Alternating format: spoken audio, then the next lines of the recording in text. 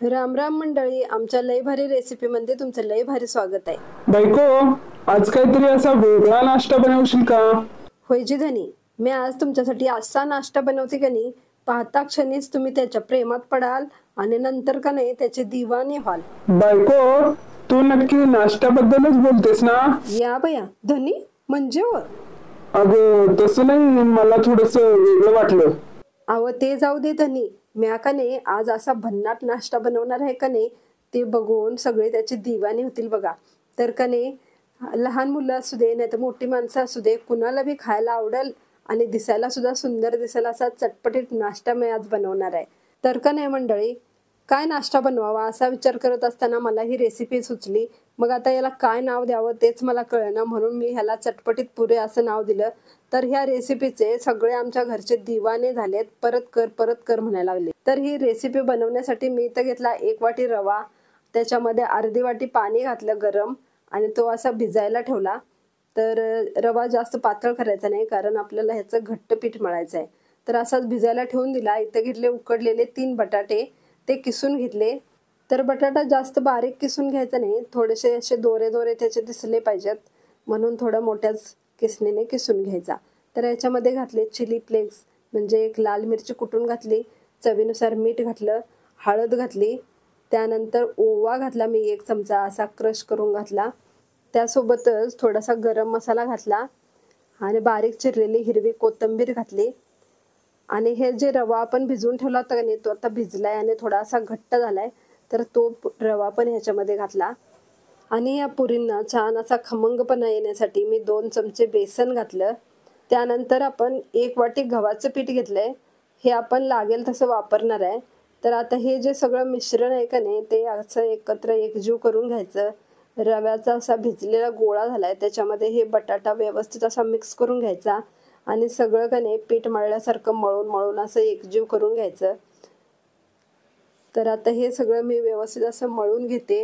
ह्याच वेळेला तुम्ही ह्याची टेस्ट सुद्धा बघू शकता, तिखट मीठ अगदी व्यवस्थित आहे का. तर आता हे मी मळून एक गोळा बनवून घेतलाय, पण हा गोळा खूपच पातळ आहे. तर आता लागेल तसं गव्हाचं पीठ घालून आपण हा गोळा एकदम घट्ट असा बनवून घ्यायचा. तर आता हे पीठ बनवून रेडी आहे बघा. तर आता ह्याचे छोटे छोटे गोळे करून घ्यायचे, हाताला तेल लावायचं किंवा तूप लावायचं आणि गोळे करून घ्यायचे आणि ह्याच्या छान अशा गोल गोल पुऱ्या लाटून घ्यायच्या. अगदी छोट्या छोट्या लाटायच्या, जास्त पातळ नाही जास्त जाड नाही अशा लाटायच्या. तर अशाच पुऱ्या मी 2-3 लाटून घेते.